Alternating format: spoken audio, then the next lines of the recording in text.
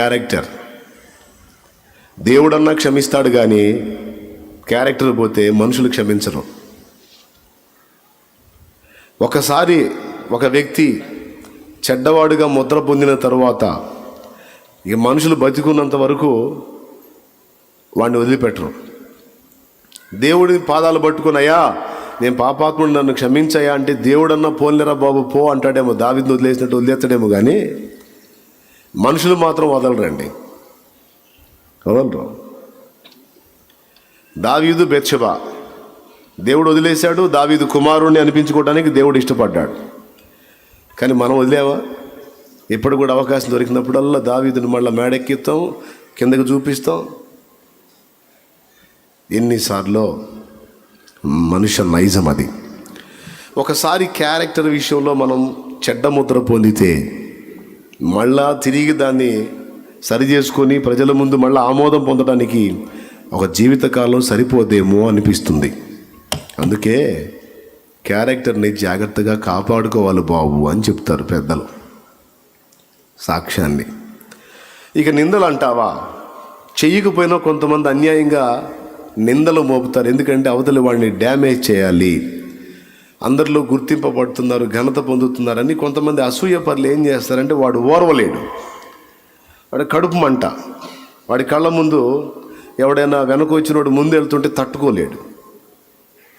శరీర కార్యాల్లో ఈ కుళ్ళుబోతు బుద్ధి కూడా ఒకటే, ప్రతి ఒక్కడికి ఉంటుంది. కానీ కొంతమంది చంపుతారు ఆలోచనని. అదే దేవుడు దీవించాడు, దేవుడు వాడుకుంటున్నాడు, 10 మందికి ప్రయోజనం కలుగుతుంది, ఆ బిడ్డను దేవుడు ముందుకు తీసుకెళ్తున్నాడు అని వాళ్ళు అనుకుంటారు. కొంతమంది ఏమో ఆ శరీర కార్యాల్లో ఒకటైన ఈ కుళ్ళుబోతు బుద్ధి, అసూయ, ఈర్ష్య ఉంటాయే, వీటిని చంపలేరు. ఖచ్చితంగా వాడిని డ్యామేజ్ చేయడానికి ఏదో ఒక నిందని వాడి మీద కల్పించడానికి, ఆమె మీద కల్పించడానికి కుట్ర పన్నుతారు. అలా అన్యాయంగా ఒకళ్ళ మీద కావించి నిందలు మోపితే ఆ నిందలన్నీ పూదండలు అవుతాయి, నష్టమేం కాదు. ఎందుకంటే న్యాయాధిపతి దేవుడు ఉన్నాడు కదా. ఒకడిని అన్యాయంగా నిందపాలు చేస్తే వాడి పక్షంగా ఖచ్చితంగా దేవుడు లైన్లోకి వస్తాడు. స్టార్టింగ్లో పొందిన నిందను బట్టి సదరు వ్యక్తి కొంచెం బాధను అనుభవించిన తర్వాత దేవుడి జోక్యంతో ఆ నింద పూదండగా మారుతుంది, తిరుగులేదు అందులో. నింద నిందగానే అయితే ఇబ్బంది లేదు, కానీ నింద నిజం కాకుండా ఏ వ్యక్తికి ఆ వ్యక్తి జాగ్రత్త పడాలి. Praise the lord. యోసేపు మీద వచ్చింది ఒట్టి నిందే కాబట్టి సింహాసనం ఎక్కాడు. దానియేలు మీద వచ్చింది ఒట్టి నిందే కాబట్టి సింహాసనం ఎక్కాడు. మనం ఒట్టిగా అన్యాయంగా నింద పొందితే అది సింహాసనానికి త్రోవ తీసిద్ది, కానీ నిజం కాకూడదు. అందుకే చెప్తున్నా, 4వది జారిపోతే మళ్ళీ తెచ్చుకోలేంది క్యారెక్టర్, సాక్ష్యం. Praise the lord. మన కళ్ళ ముందు ఎంతోమంది వ్యక్తులు ఉంటారు, మనం చూస్తూ ఉండగానే సడన్గా జారిపోతారు. వాళ్ళకు ఒక్కసారన్నా సువార్త చెప్పాలనిపించింది, ఎప్పుడొకప్పుడు చెబుదామలే అనుకుంటాం. ఎన్నిసార్లు వాడు కనపడ్డా ఎప్పుడొకప్పుడు చెబుదామలే అని అనుకుంటాం. చివరికి వాడు చచ్చిపోయిన తర్వాత నోరెళ్ళ పెడతాం. అయ్యో చాలాసార్లు అతనికి నేను క్రీస్తు గురించి చెప్పాలనుకున్నాను, చచ్చిపోయాడా, అయ్యో అయ్యో చచ్చిపోయిందా, అయ్యో అని అప్పుడు బాధపడతారు. మానవుడి ప్రాణం అల్పమైనది. నీటి బుడగతో పోల్చాడు. నీళ్ళ మీద బుడక వస్తుంది, వచ్చి కనపడతా ఉన్నట్టే ఉంటుంది, పుట్టుకుని పగిలిపోయింది, కనపడదు. మానవుడి జీవితం ఆవిరితో పోల్చాడు. అలా మూత తీయగానే భగ్గుమని ఆవిరి పైకి వస్తుంది, చూస్తానే కానీ అదృశ్యం అయిపోయింది. మనిషి లైఫ్ కూడా అదే గనక ఎవరికైనా నువ్వు హెల్ప్ చేయాలి అనుకుంటే వాడు జీవించి ఉండగానే నీకు ఆలోచన కలిగిన వెంటనే చెయ్యి. నాకెవరికన్నా ఏదన్నా చేయాలనిపిస్తే వెంటనే తక్షణమే చేయడానికి ఇష్టపడతా లేదు. ఇప్పుడు చేయాలంట నా చుట్టూ ఉన్న వాళ్ళు కొంచెం చిరాకు అనిపిస్తుంది. అది అనిపించిందని నేను చేయగలిగింది ఏముంది? మా నాన్న సామెత చెప్పాడు, అమ్మ నాన్న పెద్దోళ్ళు, ఉన్నోడు పాత్ర తీసేటప్పటికి లేనోడు ఊపిరిపోయిద్దిరా అని. అంటే అర్థమైందా మీకు?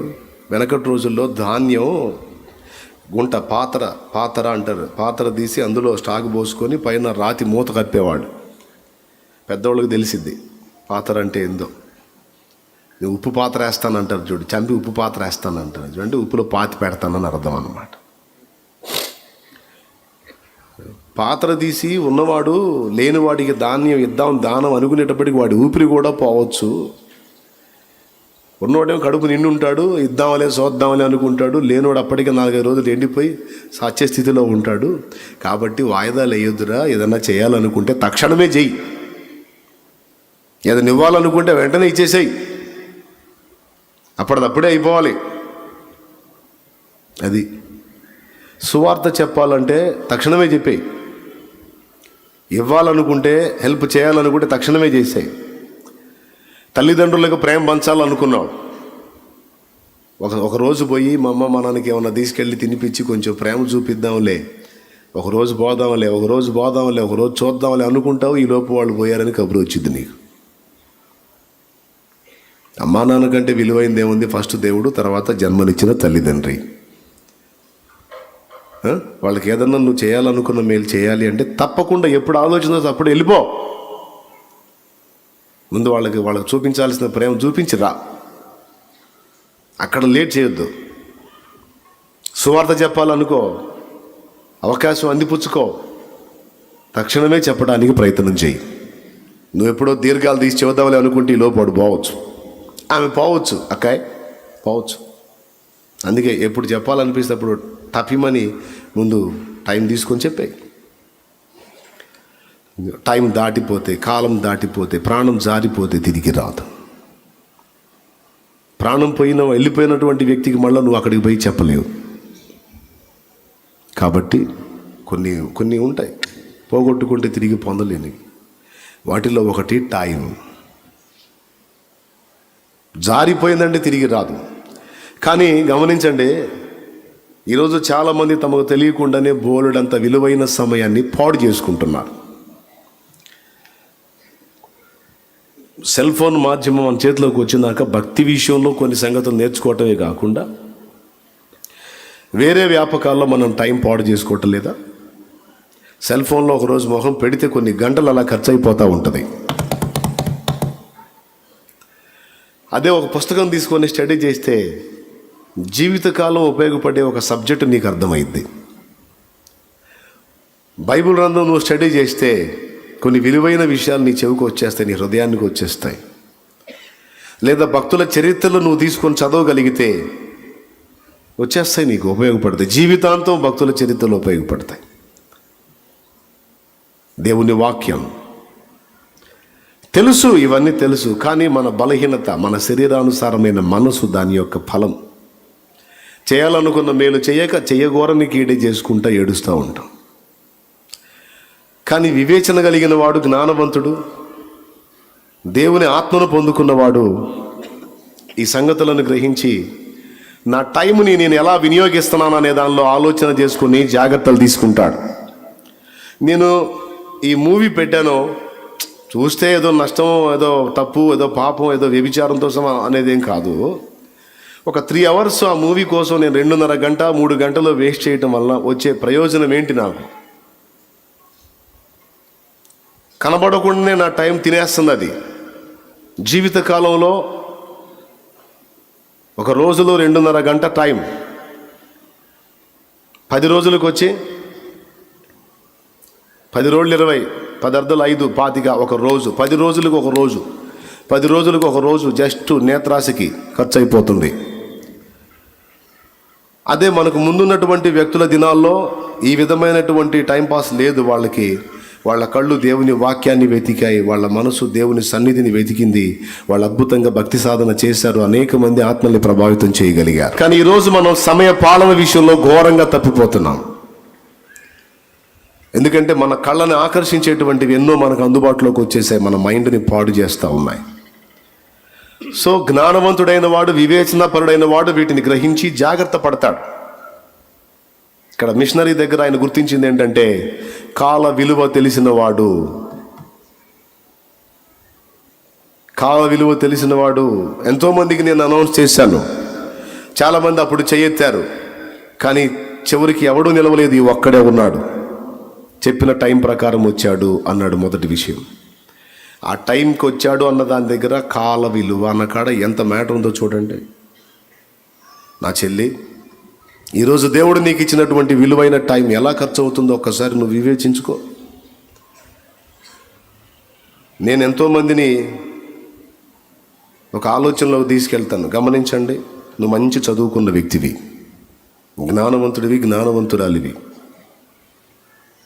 ఇంగ్లీష్ వాళ్ళు కానీ తెలుగు వాళ్ళు కానీ మిషనరీలు బోల్డ్ అంతమంది ఉన్నారు.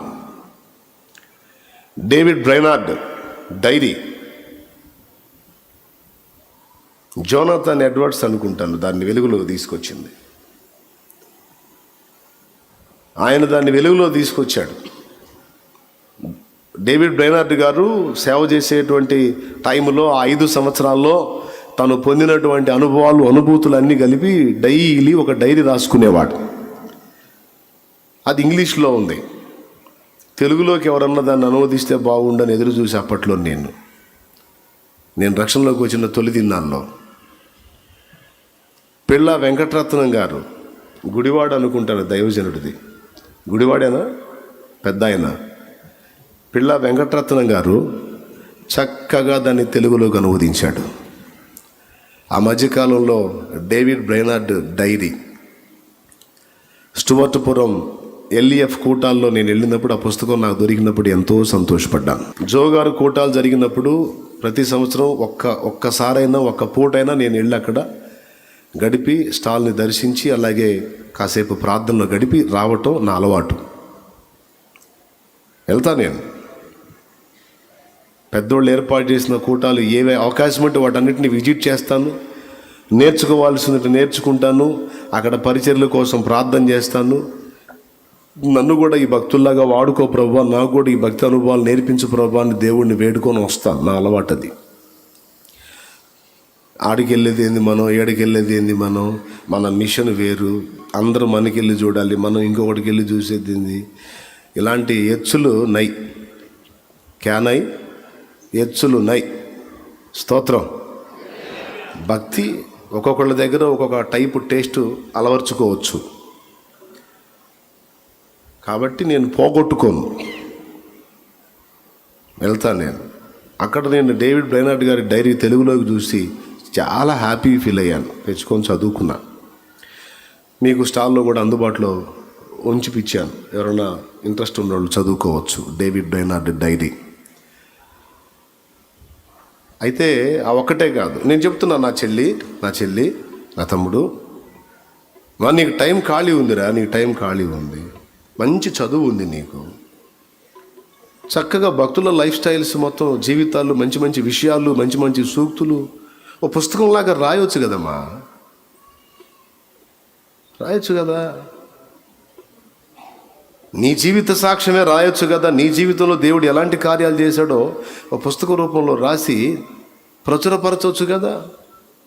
క్రీస్తులో నేను పొందినది అని ఒక టైటిల్ పెట్టి రాయొచ్చు కదా. నీకు ఇంగ్లీష్ నాలెడ్జ్ ఉంటే భక్తుల మాటలు, సూక్తులు, విలువైన విషయాలు, దైవజనుల అద్భుతమైనటువంటి సంగతులు, వాళ్ళ జీవిత చరిత్రలు రాయొచ్చు.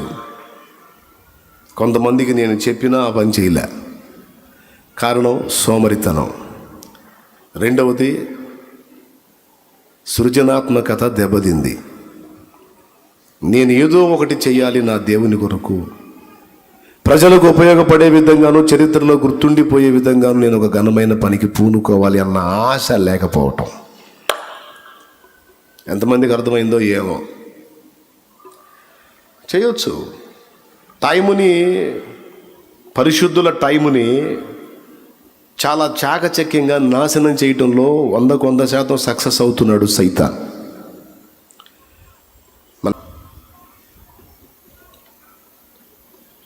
జాగ్రత్త పడాలి. కాల విలువ నెరిగి నడుచుకోవాలి.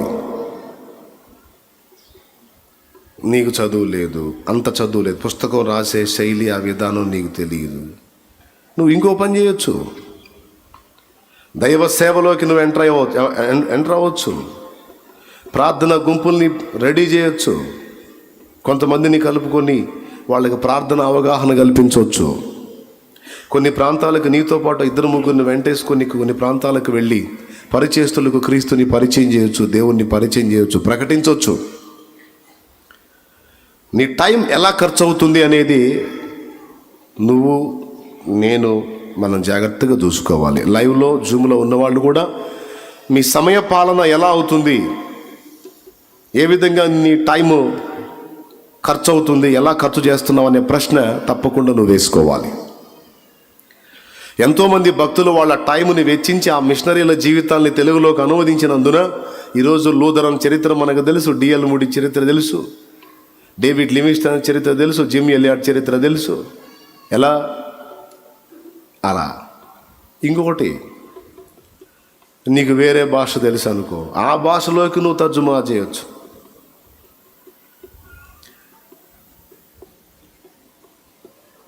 కొన్ని పాటలు వేరే భాషల్లోకి కొన్ని పాటలు తర్జుమా చేయొచ్చు. సత్యదర్శనం పుస్తకం ఉంది, కొన్ని భాషల్లోకి దాన్ని తర్జుమా చేయొచ్చు. దాన్ని ప్రజల్లోకి పంపిణీ చేయడానికి ఆలోచన చేయొచ్చు. లేదా సరే వదిలే, సెల్ ఫోను పిచ్చి నీకు అనుకో, సెల్ ఫోన్ వదిలిపెట్టలేవు అనుకో, దాన్నే ఒక సేవా సాధనంగా వాడవచ్చు. మంచి మంచి మెసేజ్లు, ఈ మెసేజ్లో జీవం ఉంది, ఇది ప్రజల్లోకి వెళితే అనేక మంది కాపాడబడతారన్న జీవసహితమైన మెసేజ్లు చిన్న చిన్న కటింగులు తీసుకొని అనేకులకు షేర్ చేస్తూ ఉండు. కృంగిన వారు లేవనెత్తబడేవి, దిగజారిన వాళ్ళు తిరిగి పుంజుకునేవి, నిస్తేజమైపోయిన వాళ్ళు తిరిగి ఉజ్జీవింపబడేవి. విలువైన సమాచారాలు ఉన్నాయి. చిన్న చిన్న కటింగులు తీసుకొని కొట్టు, ప్రార్థనా విజయాలు పంపిణీ చేయి, ఒక పనిగా పెట్టుకో. మనసుంటే మార్గాలు ఉంటాయి. దేవుని కొరకు ఫలించాలి అన్న ఆశ నీకు నాకు మనకుంటే తప్పకుండా దారి దేవుడే చూపిస్తాడు. రైట్. ఇక్కడ మిషనరీ ఆమోదింపబడింది టైం. రెండవది నిరీక్షణ, ఓపిక, సహనం అంటారే అది. ఫస్ట్ వాడు రావడానికి 2 గంటలు, తర్వాత వాడు రావడానికి 6 గంటలు, మొత్తం 8 అవర్స్. విసుగు లేకుండా ఓపికతో కాచుకున్నాడు. ఎందుకంటే నిజంగా భారంతో వచ్చాడు కాబట్టి, అవకాశాన్ని పోగొట్టుకోకూడదు అని వచ్చాడు కాబట్టి ఇన్ని గంటలు ఓపికతో నిరీక్షించగలిగాడు. కాబట్టి ఇతని దగ్గర ఓర్పు, సహనం, కార్యము నెరవేరేంత వరకు పట్టు వీడని దీక్ష, మొండితనం ఇతని దగ్గర నేను చూశాను అని చెప్పాడు. రెండవది, మొదటిది క్రమశిక్షణ కలిగిన వాడు, కాల విలువను ఎరిగినవాడు. యజమానుడు చెప్పిన టైం ప్రకారం మెయింటైన్ చేయగలిగినటువంటి వ్యక్తి అని మొదటి విషయం చెప్పాడు. రెండోది ఏం చెప్పాడు? కార్యము నెరవేరేంత వరకు మొక్కవోని దీక్ష అంటారు కదా, పట్టుదల. మొండి మనిషి అండి 8 గంటలు అలాగా వెయిట్ చేయడానికి ఇష్టపడ్డాడు. అంత ఓపిక, అంత సహనం ఇంకొకళ్ళు ఉండలేరు, వెళ్ళిపోతారు. కానీ ఏం చేద్దాం? ఒక ప్రాంతాన్ని ప్రభావితం చేయాలి, ఒక ప్రాంతాన్ని ఒక మిషనరీగా వెళ్ళి అక్కడ ఆత్మల్ని దేవుని కొరకు సంపాదించాలంటే ఏం కావాలి? నిరీక్షణ, ఎదురు చూసే ఓపిక, సహనం కావాలి. వెళ్ళగానే వెంటనే అయిపోవాలన్నాడు. కొంతమంది కొన్ని ప్రాంతాలకు సేవకు వెళ్తారు, నేను వెళ్ళగానే ఇంకో పెద్ద గుంపు రావాలి నా వెంటబడని పిచ్చి కళలు అంటూ ఉంటారు. ఎట్లా అవుతుంది అది? ఎట్లా అవుతుందయ్యా? అట్లా ఏం లేదు, అట్లాంటి మంత్రాలు కూడా ఏమి లేవు. ఓపికతో దేవుడు కార్యము జరిగించేంత వరకు, దేవుడు కదిలేంత వరకు ఓపికతో కాచు కూర్చోవాలి. 7 సంవత్సరాల తర్వాత ఒక్క ఆత్మ చిక్కిందంట విలియం కేరీ గారికి. ఇండియాకు వచ్చి పరిచర్య మొదలుపెట్టి తిప్పలు పడితే 7 ఏండ్లు పట్టిందంట ఒక్క ఆత్మ క్రీస్తు వైపు తిరగటానికి. ఇట్లాంటి బోలెడన్ని సాక్ష్యాలు. దేవునికి స్తోత్రం కలుగును గాక. దేవుని సేవ చేసేవానికే కాదు, దేవునికి ప్రార్థనలు చేసి జవాబుల కోసం ఎదురు చూసే వ్యక్తులకు కూడా వాగ్దానాన్ని స్వతంత్రించుకోవాలంటే ఓర్పు, నిరీక్షణ కావాలట. నువ్వు ఆటిచ్చావుగా, చెయ్యి. దేవుడు అంటాడు చేస్తా, కొంచెం ఆగంటాడు, నిరీక్షించి ఎదురు చూడంటాడు. నువ్వు ఇచ్చావుగా ఆ మాట, వాగ్దానం చేసావుగా, నెరవేర్చు అంటావు. నువ్వు తప్పకుండా నెరవేరుస్తా. అయితే నీ కాలంలో కాదు, ఎప్పుడు నెరవేర్చాలో నాకు తెలుసు, అప్పుడు నెరవేరుస్తా అంట. ఆ వాగ్దానం యొక్క నెరవేర్పు కోసం మనకు ఓరిమి అవసరం అంటది హెబ్రీ పత్రిక. చూస్తారా? వాగ్దానం స్వతంత్రించుకోవాలంటే ఫస్ట్ టైం సంగతి చెప్పాను కదా. టైం సంగతి ఎఫ్ఎస్సీలకు రాసిన పత్రిక 5వ అధ్యాయము 15 నుంచి 17 వచ్చిన రెఫరెన్స్ రాసుకో. రెండవది వచ్చేసి ఫస్ట్ టైం రిఫరెన్స్ రాసుకో. దినములు చెడ్డవి గనుక సమయమును పోనీయక సద్వినియోగం చేసుకొనుచు అజ్ఞానుల వలె గాక జ్ఞానులుగా ఉండునట్లు జాగ్రత్తగా చూచుకొనుడు. ఇందు నిమిత్తం మీరు అవివేకులు గాక ప్రభు యొక్క చిత్తం ఏమిటో గ్రహించుకొని దాన్ని నెరవేర్చే విషయంలో ఆసక్తి కలిగి ఉండండి. నీ టైం ఎప్పుడు సఫలమైద్ది, సక్సెస్ అయిద్ది అంటే, సద్వినియోగం అయిద్ది అంటే, ప్రభు చిత్తం ఏమో ఎరిగి దానికోసం నీ టైంను వెచ్చించినప్పుడు మాత్రమే నీ టైం అర్థవంతంగా ఖర్చు అయినట్టు.